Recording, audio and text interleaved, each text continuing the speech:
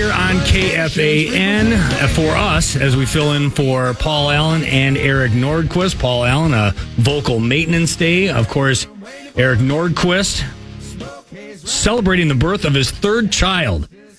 And filling these airwaves now, not only myself, not only Brett Blakemore, but now we've got the voice of the Minnesota Wild right here on KFAN. It's Joe O'Donnell. Joe, welcome to Hockey Talk in the middle of June. What's up, Falness? How you doing, bud? Thanks for having me. I think we're okay. Shout out Brett Blakemore, by the way. Mm-hmm. Him and I go way back. Mm-hmm. Oh, yeah? He just dropped a little 311 there on the I know what you like. On the rejoin. You know, I didn't know that was 311. I was going to ask him why we didn't, and I didn't even realize that was 311. So, well Corey done, Brett. Cove somewhere smiling. No, oh, yeah. He's not listening. He's sleeping. Yeah, and I don't blame him. Remind me again the ages of your children. 13, 11, and 9. So I think you're of roughly the same age as Eric Nordquist, probably within the same parameters. He has twin 9-year-olds and is starting all over. They just had a baby within the last week. A 9-year gap, huh? What do you think about with your having that crew that you have at home, adding another one and starting over with the diapers, with the high chairs, the play pads? I think about all that stuff that I've got in storage. It's a great question. I would say that part of me would be like, there's some excitement to that. There's part of me that's like, absolutely no way. You know what I mean? Yeah. Like, I miss some of that with our kids being so small. Like our 9-year-old Christopher, he's still kind of got that, like that adorable cuteness to him. Yep. But he's quickly leaving that phase. Right. We're going to have a freshman in high school next year.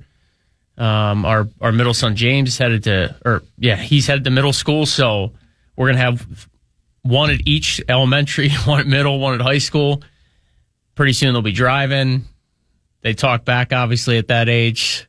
So I guess, it would be cool, though, they're just so tiny, innocent, adorable, and they sleep a lot. Yeah. I'm okay with all of that. The good part for him is he says his twin 9-year-olds are all on board with this. They love the fact that they've got this new baby in the house, and they're loving it up, and that's all fine and good. Do you buy that, though? I think Baby's so. I mean, gonna the get pictures, all the attention. Yeah, the pictures say, right now it's all fresh and new. Yeah. But I agree. There's going to be a little bit of a jealousy factor. I think the bigger problem that he has, and I got some hate on the Twitter machine and some of the texts saying that I'm against women. That's not the case at all. I just think having 4 women in your house is a lot. It's they're all girls? With 3 girls and his wife. Yeah. Well, we got the opposite. My wife has to deal with nothing but boys. That's what we have. 3 boys and myself. That is a lot. But I don't know that side of, I'm not a girl dad, right? I don't know any of that stuff. I just hear stories that as they get older, it's easy when they're young, whereas boys are a little bit more rambunctious. But when they start becoming teenagers and start going up through high school, that's when they become a little bit more of a chore. I'll put it that way. Yeah. And maybe I'm wrong. Maybe, listeners can tell me I'm completely full of crap. I have no idea what the other side of the coin is because, like I said, it's all testosterone in the Falness home. Well, and they start staying up later, too, at the ages of our kids, right? Like last night, it's darn near 10:30, 10:15, and, later than that, and they're like, they don't want to go to bed. Yeah. And I'm like, I if you don't go to bed now, I have no time, right? When am I going to watch Netflix? Yeah, right. I don't want to start at 11:30 at night. Yeah. I'll be sound asleep. So, it's crazy how quick they grow up.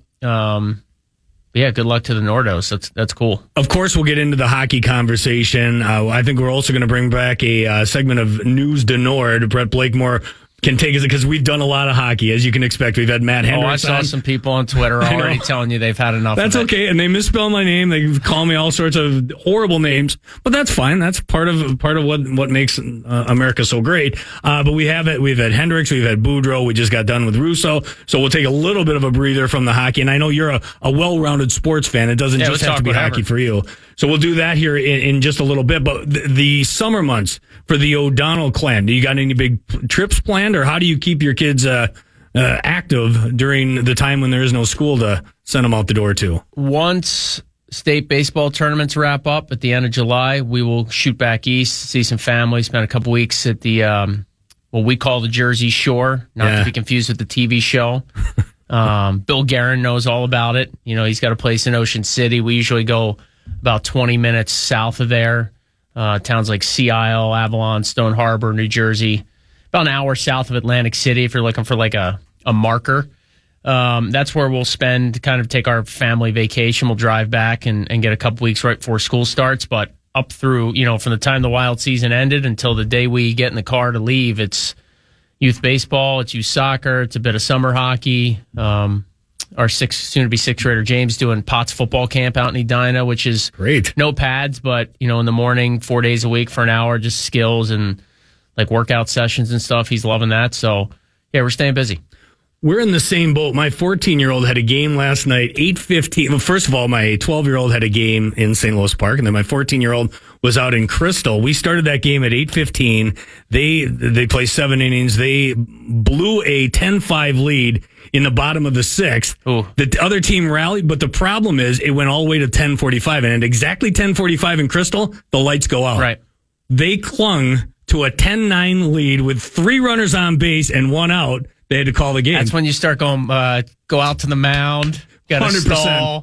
Yeah, totally. Jimmy at second base got to tie his shoe. But we got the victory, and so it was congratulations to the 14 AA St. Louis Park team last night. They got their first win of the season, and it couldn't have come at a better time. And it was, but we had lightning going last night. I don't know how they still played, but there was lightning in the distance. The rain was just starting, and at 10:45, it got a little hairy there for the boys. But they got it done, and I think we're both in the same boat.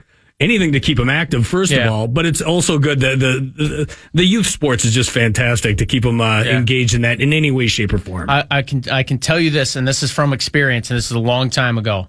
But when I was living in Houston working for the Arrows, I did some sports talk radio at a station there, filling in weekends, summertime, nighttime shifts, whatever. And I think I did a 4-hour show with a co-host one time just talking youth sports. Yeah. Because it's a lightning rod, whether it's like, I can't stand this or that, or I love this, or we have too much of this going on. But you start getting up to the age you're talking about, like our 13-year-old's playing ball in Edina, and it's, like you said, it's a 2-hour time limit with 2.5 being the max, depending on the field or if there's a game after you. And you're right, game starts at 8 o'clock at night.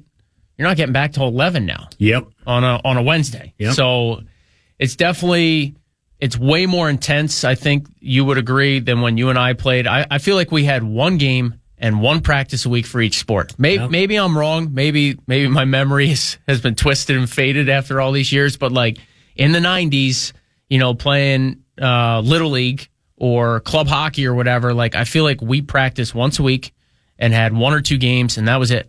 Where our kids now are doing soccer training in the winter. Yeah. They're doing baseball training almost year round. They've got 2 games a week. These tournaments are 5 games sometimes in a weekend. I mean, I'm not telling you anything you don't know, but it is intense. And there's part of me that likes it. And there's part of me that's like, it's too much for these kids. We have a wooden bat tournament this weekend out in St. Michael. Yeah. I remember doing it last year. I think we did it in New Ulm. This year it's in St. Michael. And I only say that because the pool play all takes part on Saturday. So our first game is at 8 a.m. Then we've got a 1 p.m. and then a 6 p.m. Yeah. So I don't know how we're going to do pitching. I mean, that's 3 games in one day, spread out over the course of literally 12 hours. Yeah. It's going to be crazy. But the wood bat thing is pretty cool. That is cool. I swung a wood bat the other day for I feel like it's one of the first times in my entire life. Because we had the old aluminum bats, you know, nothing like they make today where these bats are on steroids, basically. Yeah. But yeah, it's weird, the wood bat thing for me. I don't know. I'm sure a lot of people out there are like, dude, swing a wood bat once in a while. But one of our coaches on my son Jake's team, he's got one that he hits to the kids, and I picked it up the other day and it felt foreign to me. Yeah, right? Know? Yeah. It'd almost be like using an old school hockey stick for us. Yeah. You know, the old wood hockey sticks, like the Titan. Yeah. The Sherwood. I love the sound of the crack of the ball, and hopefully we hear plenty of that because our offense is kind of dried up. So that's enough about that. Are you a vocal parent? Like if you're watching your kids play, whether it's a baseball game, are you on the refs, or are you one of those guys that kind of hold in the background and listen to everyone else do the barking? I try to keep it in the fairway and just mind my own business. I I will, depending on the team or the kid, go maybe in between innings over to dugout and just talk to my kid real quick. Like, hey, dude, you good? Yeah. You need any more water? Next time, be ready at shortstop, whatever it is. You know what I mean? But I generally try to just sit there and mind my own business. And I think I do a pretty good job of that. Well, good. It's fun. And it can be an adventure, and make of it what you will. We're having a good time with the Falnesses. Sounds like the O'Donnells are as well. We'll take that a break here. When we continue, we're going to do some news to Nord. We'll get outside the hockey realm, and we'll let Brett Blakemore tell us what's going on in the world of sports. If you want to ask Joe a question, I didn't run this by him, but you can ask Joe anything. Send in your text at 64686. You can also hit us up, booth@kfan.com. Find us on Twitter, either at WildJoeRadio or at Radio Falness. We'll get to that and more as we continue here, filling in for PA and Nordo on the Fan. One thing I'm doing here, Joe, as we make way for Brett Blakemore to get us outside of the world of hockey, I've opened it up to the fans out there. Told them, hey, you send in your text and tell me why you should be the next hockey ambassador for the state of hockey, because who knows how long Dan Barrero wants to wear that crown. At some point, somebody's got to take his spot, and we want to have the next person in line. So anyone that wants to get involved in that can send their application or their resume to why they should be the next hockey ambassador. Just text it in 64686, or you can shoot it over to booth@kfan.com. The one caveat, though, Joe O'Donnell, is that they have to be complimentary towards me. If you're going to rip me, it's a difficult job, and then send in a resume, I'm not going to even consider it. So as long as you're complimentary towards me and then explain why you should be the next hockey ambassador, we'll give it consideration. So the subject line, Kevin Falness is awesome, and then go from there? Very similar. In fact, here's a good example. Ryan in Cottage Grove, 30 years old. He should be the next hockey ambassador because I would not rip you like Dan Barrero. I also think your post-game shows are the perfect length and not too long like some people think differently, like Justin Gard, for example. This one says, I have no idea who you are, but I'm guessing you're a decent guy. I'm not sure they're getting the idea there. Is that a backhanded compliment? Feels kind of like it. Now, there's other people that are going full frontal, like Phil says, Falness misspells my name, go jump off an overpass. That's going way too far in the other direction. Yeah, that's not what you were looking for. No. So they're still rolling in. And again, the best application that we receive, maybe at random, we will get you a autographed Minnesota Wild jersey signed by number 97, Kirill Kaprizov, supplied by our friends at the Hockey Lodge and HockeyLodge.com. What do you got going on over there, Brett? Well, this actually broke since the original news to Nord that the Falcons, remember the contract tampering fiasco, and we were convinced that the Vikings are going to get that first-round draft pick. Here we go. We're talking about the Kirk Cousins situation. Correct. Yep. Well, they didn't. The fan has learned. The Falcons were docked a fifth-round pick in the 2025 draft. They were fined $250,000 for violating the NFL's anti-tampering policy with various free agent signings, including Kirk Cousins. So they get docked a fifth-round pick, and the Vikings get nothing. So they're docked a fifth-round pick, but that doesn't go to Minnesota. No. So it really has no effect on us whatsoever. Zilch. Unless I misread it. But I think they just got docked a pick, and that's it. Joe, how do you feel Kirk Cousins will do with the Falcons in making that move? Well, can I follow up real quick, Brett? I know that my Philadelphia Eagles had a possible tampering with the Saquon Barkley signing. Has that been announced? So that actually is the opposite. You're in the clear. You're good. Really? The league cleared the Eagles of tampering while signing running back Saquon Barkley this offseason. Love to see it. Yeah. But anyway, a couple years ago, Eagles losing the Super Bowl, heartbreak hotel for me personally. Jonathan Gannon, their defensive coordinator, takes the Cardinals head coaching job. And I think the Eagles got a pick from the Cardinals because of how the Cardinals did it was kind of shady. So I'm kind of shocked that if they are saying the Falcons screwed up here, why wouldn't the Vikings, unless the Falcons screw up with multiple teams and they just said we're taking a pick away as opposed to being like rewarding somebody? Yeah. But I don't know all the ins and outs. But Cousins with the Falcons. I don't know. Is he healthy? I guess that'd be the first thing, right? He better be. They've got plenty of weapons down there. Come September. I'm not a Kirk Cousins basher or hater like some folks might be out there. I understand the whole primetime game. He doesn't always deliver.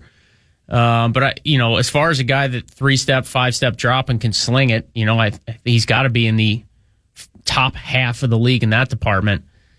We'll see. They paid him a heck of a lot of money, and then they went out and drafted his soon-to-be replacement in the first round. I didn't necessarily understand all Strange. that. He didn't understand it either, it doesn't sound like. Not a fan. But I'm sure when he's rolling around in his $100 bills, he'll be just fine. So let me ask you this. This is the hot button, hot take question, of course, for any Viking fan out there. As we make our way towards training camp, it's going to be the Sam Darnold crew and his allotment, and then you got J.J. McCarthy on the other side of the fence. If you, from the outside looking in, as an Eagles fan, where do the Vikings have the best chance at success? Is it Darnold? Is it J.J. McCarthy? I mean, you start Darnold for week 1, 2, 3, whatever, and then it's not his job anymore. Let's be honest. Like, that's my opinion. McCarthy, you took him there for a reason. He needs experience. He needs reps. He needs mental reps. I don't think there's anything wrong with giving the veteran you're the guy. Yeah. And then, maybe it's 3 weeks into camp. Maybe it's 2 weeks in the preseason. You pull the plug on that. Again, I go back to the Eagles because that's my basis here, but Carson Wentz was drafted. Sam Bradford was the heir apparent, like kind of the placeholder. And Sam Bradford was traded when... Bridgewater tore his knee? Oh, yeah. And the Eagles shipped him, and they got a great pick for it, and then they just started Wentz. I mean, so who's to say there won't be a team that needs a veteran guy, and maybe you pawn Darnold off and get a pick, and then you start the kid? And again, you're probably going to want to puke in your mouth here, but 1999, Donovan McNabb goes number 2 overall or whatever to the Eagles, or number 3, whatever he was, and Doug Peterson was the placeholder for a season. I mean, it happens a ton in the NFL. So I would say give Darnold the reins, give him the rope for a couple of weeks at most. If you start slow or the kid just looks like he's ready, that's why you drafted him. What do you know about McCarthy? What do you think about his, even if it's not this year? I think Church, I think, is on record saying he doesn't think he'll get any snaps this year, which I don't think, really? In my opinion, I think I heard him say that. I could be completely wrong. There's a lot of people with that opinion. Yeah. So in your I don't think that's terrible either, but I go off what I heard from Harbaugh, right? And obviously he's trying to sell his kid, right? Helps the program. Now, obviously he's left Michigan since then, Harbaugh, but I would go off when I hear stuff from coaches, from guys that have, had him in the building every day and seems to really like the kid, seems to think that he's legit. So I would lean that way. I think ultimately it's going to be, what do you put around him? How quick is the learning curve? And can you protect him? Yeah. You don't protect a young quarterback, you've got no shot. I don't care who the guy is. Then he becomes just a runner or running for his life. So I'm a big believer in build from the trenches. Obviously you need a smart coach, which seems like the Vikings have that staff in place, and he's got talent around him between the star wide receiver, the tight end, you add a running back like they did in the offseason. I think the pieces are there. I think Darnold will do just fine given the fact he just kind of has to operate the ship. But when it's McCarthy's time, I do think he'll be ready. And, you never really know with these kids until a couple of years go by, in my opinion. You look down in Carolina, Bryce Young is already getting the old, is he a bust? What are we talking about here? Right. It's a miserable football team, and he had one season. You want to write the kid off already? So I tend to think you got to give him some time. You got to give him at least 20, 25 games in the NFL before you can start to formulate any type of opinion, in my opinion. What else you got, Brett? So you gave me 2 news segments. Okay. I've been through 5 or 6 stories.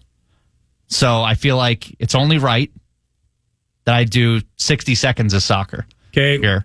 The U.S. men's national team, Joe, I don't even know if I don't know if you are or not. The U.S. men's national team played stride for stride with one of the best teams in the world, Brazil, yesterday, a warm-up game for Copa America, basically the second biggest trophy the U.S. could win besides the World Cup. Now they're on their way. They've got a week wait, but they easily could have won that game against Brazil, who is just stacked with talent. When Copa America starts, there will be nothing on. There'll be baseball, but you can't watch it. And this U.S. team is as talented as it's ever been. Why? Because they have the most players in Europe that they've ever had. Okay. In years past, it's always been guys in the MLS or guys struggling and trying to get into Europe who aren't good enough. Yep. I don't think they played a single player from the MLS last night against Brazil. Well, I that's think a good sign. Yeah, they're all guys who play in Europe in the top clubs. So there will be nothing going on when this is happening, and no more golf for a little bit until the Open. So Kevin, how much would I have to pay you to watch any of this? You wouldn't have to pay me, but I probably still wouldn't do it whether you paid me or not. It's not something that grabs my attention. I'm not a basketball guy, but there was a rooting interest there for me, and it caught my attention. Well, you're not American? Well, it's not that. I have no idea what I'm watching when I'm watching soccer. I've never gotten into it. That doesn't mean I can't be swung over to the dark side. It's just at this point in time in my life, I've got my 9-year-old playing soccer. That's it. The 12 and 14-year-old are all out of it. And I have no idea with the center line and who can. I know the goaltender can grab the ball, but when is it okay? When's he supposed to kick it? When's he supposed to throw it? Corner kicks. Hang on a second, Falness. Yeah. Your soccer knowledge is that elementary or lack thereof? 100%. Thank you, Joe. Really? Yeah. Did you not never a harsh. played? No, I never played soccer. Who are you talking to? I mean, No. everybody pretty much played soccer at some point in their life. I don't know that I would say everybody has. I haven't. I've watched it, but I have no idea what they're doing half the time. All right, so I'm on the other side of the fence here because I did play a little bit. All three of our kids played, although our oldest, he told me he was retiring. He was like 7 years old. We were coming back from practice. He goes, Dad, I think I'm going to retire from soccer. I was like, okay, well, you don't get to make those decisions at age 7 or whatever he was. But I am a fan. I will watch, Brett, if I know it's on, right? Like, if it's a big match, I don't watch like Premier League generally. Again, if it's on, I'm not going to turn it off. Yeah. It's just not appointment TV for me because I feel like I just have other stuff going on. But I will watch World Cup, both men's and women's. I will watch, again, Copa America if I know it's on. All these things, like if I know that FS1 or whatever the channel is airing USA, Belgium or whatever, I will tend to put it on. I do enjoy it. I do wish, like most folks, there was more scoring, but I know the rules. I follow along. I was just trying to follow up with you on like why is this their best team? Because they do always lack skill, Team USA. Like, it drives me crazy, and that's why they can't get over the hump. That's why they can't win a big game. So it's nice to see in a friendly, they as you said, stride for stride with Brazil. My follow up to that would be: was Brazil in cruise control mode? Most likely. Did they play everybody? Were they half asleep thinking, no, it's the Americans? So yeah, and they might have been half asleep, but they played a lot of their. I mean, they played their A team, so I'll take it as a win. Neymar, right? He's on Brazil. I know him. He was at one point. Yeah. Do you feel good that you retire? got that soccer out of your system? You got a chance to it's a big get deal it out there. Copa America's a big deal. You know what, Kevin? The best way to bring all the listeners back in when they're like, it's too much hockey, is to talk soccer. It's to talk soccer, I mean, exactly. Can you think of anything else? Does it surprise either one of you if I say that I've never played soccer? Why would that surprise you? I just feel like every kid at 6 years old, you put a soccer ball in front of their feet, you sign them up for grass kickers or whatever they call it, and they just run around and you pick boogers and hang on the crossbar and... What do they do in Philadelphia? Pick boogers and hang on the crossbar. Yeah, that's... Well, my kids were actually engaged in soccer. I'm saying most of the kids around them were less than interested. Yeah, looking at the clouds and kicking their dirt. Trust me, I wasn't letting the kids pick dandelions or run around in circles or run off the field looking the other direction. How about the NBA? I know, and he talked about it in the first conglomeration of News de Nord. I'm disappointed at how well and how easily Boston seems to be handling Dallas. Because, like I said, I'm not a basketball fan, but I did watch the Timberwolves run through the playoffs, and they had their hands full with the Mavericks, especially Luka Doncic. And the Celtics absolutely own them in this final round. Yeah, I was driving around earlier, and I caught some of your commentary on that, and I would tend to agree. Like, from an outsider perspective, the Wolves had my attention. I think they had the entire Metro's attention, right? And it felt like this is it. Minnesota's going to break through, get a Major 4 men's championship, get it done for the first time in a while. And I don't know exactly what happened. I watched some of that Mavs-Wolves series, but I'm not a break it down for you basketball guy to tell you exactly what went wrong.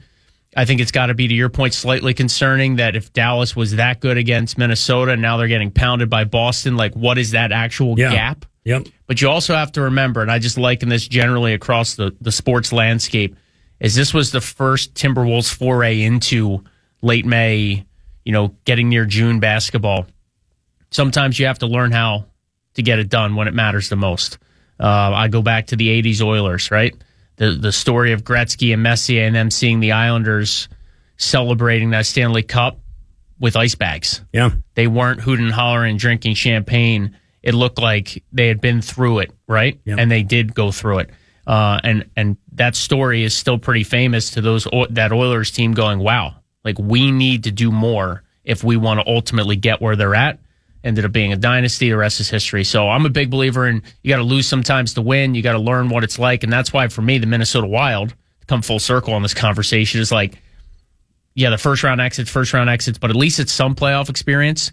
They really need a taste into the second and third round, I think, before you can ultimately try to win the Stanley Cup. I mean, Florida's maybe a great example of that. Like, they got there last year. Did they run out of steam because of injuries and whatnot? Yeah, but it was a magical run for them. This year has been... it's Stanley Cup or bust in a lot of ways for them, and they're 2 wins away now. Well, let's squeeze in a final break, and then when we continue, we'll open up those phone lines. If you want to get involved in the conversation for anything we were just talking about, or we can get back to the hockey stuff and set the table for the upcoming Minnesota Wild season and a busy offseason still to come. You got free agency, you got the draft coming up, you got training camp, and the prospects camp. If you want to get involved with that, that's the voice of the Minnesota Wild right here on KFAN FM 100.3 The Fan. Joe O'Donnell in for the next half hour. Send your questions in at 64686. You can email us, booth@kfan.com. You can also call us directly at 800-320-5326. Your interaction next on KFAN. Get your golf on. Join the Common Man Saturday, June 15th at On the Green Indoor Golf in Blaine for a live broadcast of Tee to Green. Stop by 10 to noon, meet Common, check out the golf simulators, enjoy great food, drinks, and register for great prizes, including free and BOGO bay time. For more info, over to KFAN.com, keyword calendar.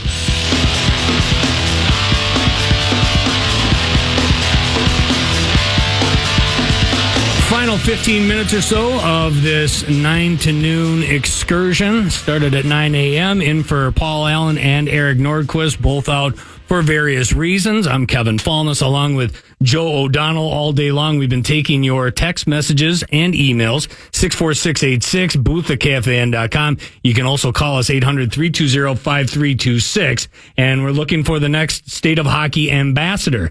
And one says, Kevin, I love this hit of Beyond the Pond in the middle of summer. I too enjoy it. He says we need more, not less, top-notch production. And we're asking to lay it on thick. You're doing a great job. So too does 507 guy. Kevin Falness, elite hockey mind, beautiful man that ages like fine wine. It's like, Joe, you texted this in yourself. This is that my burner? This is great for my ego. To Kevin, the best voice in hockey, the best smile in the Midwest. Wow. You're doing great. The dulcet tones of the great radio Falness is comfort food to the ears of the State of Hockey. We know that didn't come from Russo.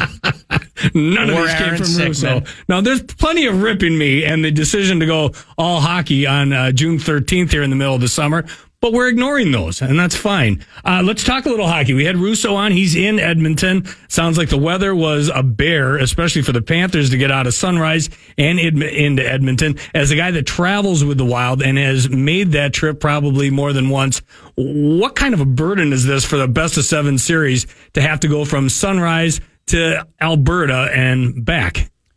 Well, I think the NHL was right to give the extra day off, right? In between games when the series shifts. I was kind of intrigued by the fact the Panthers didn't go right away.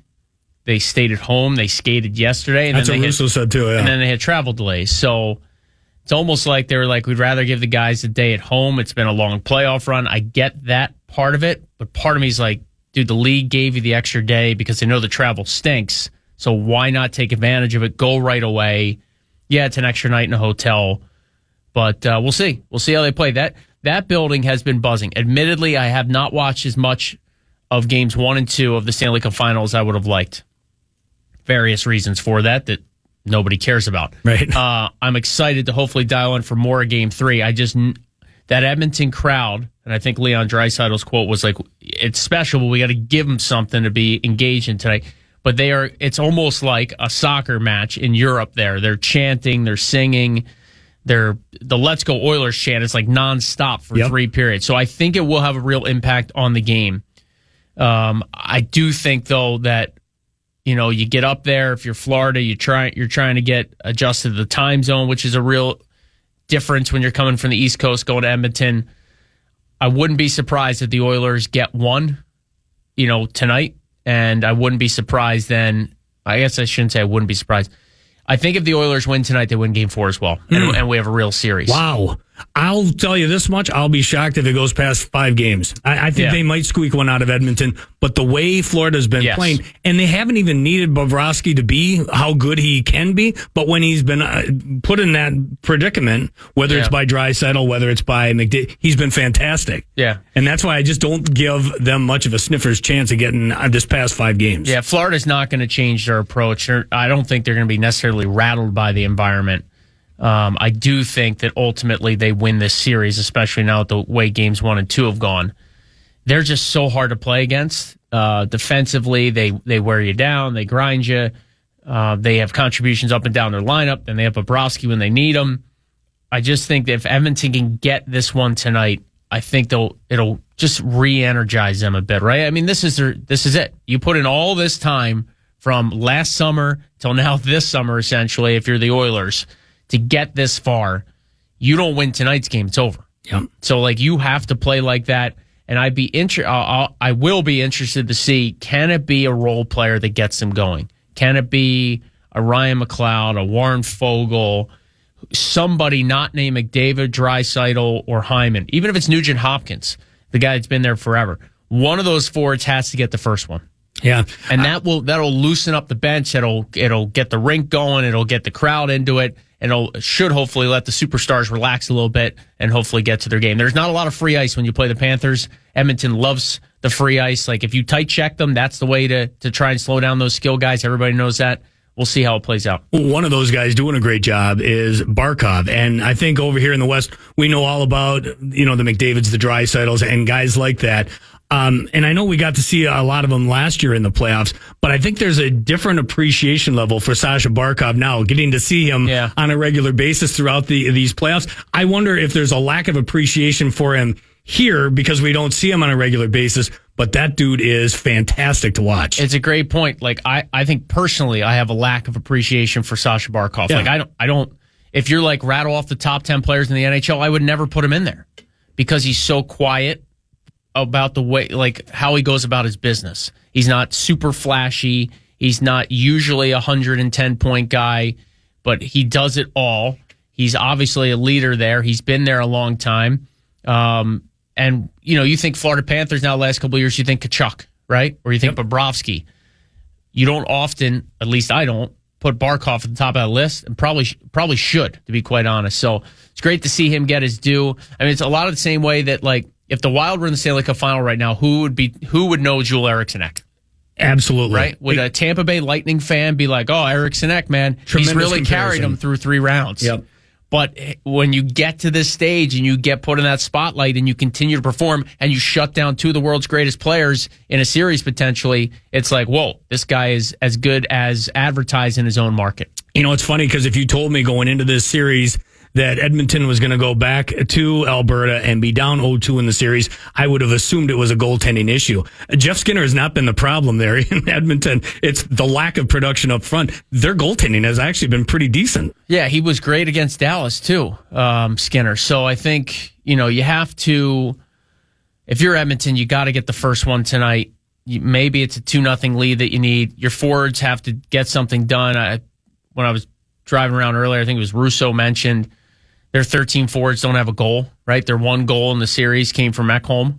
They have to find a way to get something going from their forward group. And it's got to be in that first period. It's got to be in the first 5 to 10 minutes. They got to pepper Bobrovsky. Yeah, it's not going to be easy. Florida's going to be ready for it. They're not a novice team to this situation at this point. And again, I just kind of think last year, Vegas beat the brakes off of Florida for all intents and purposes, right? Game 5 wasn't even close. You had the Mark Stone hat trick. What was that game? 7-1 or something was the final. If you're the Florida Panthers, there's a real possibility if they were healthier last year that they gave Vegas a better run than they did. Maybe they're trying to repeat right now. I know it's revisionist history, but you think about the injuries these guys play through over the course of 2 months. It is such a grind. Could you imagine if the Minnesota Wild were playing hockey tonight? It would be awesome, yeah. But it's just the season has been over for 6 weeks. I know it. Yeah. Imagine if you were going to the rink right now for morning skate. Yeah. It's almost unfathomable because they play so long and we haven't had that here. It's a second season. It's for sure. It's crazy. From Tyler, booth at KFAN.com. Falness is the GOAT at everything but password. You're not doing it right, Tyler. Anyway, Tyler says, Joe O'Donnell, do you feel threatened by Zach Halverson as the Wild play-by-play voice? I mean, I love Halvey to death.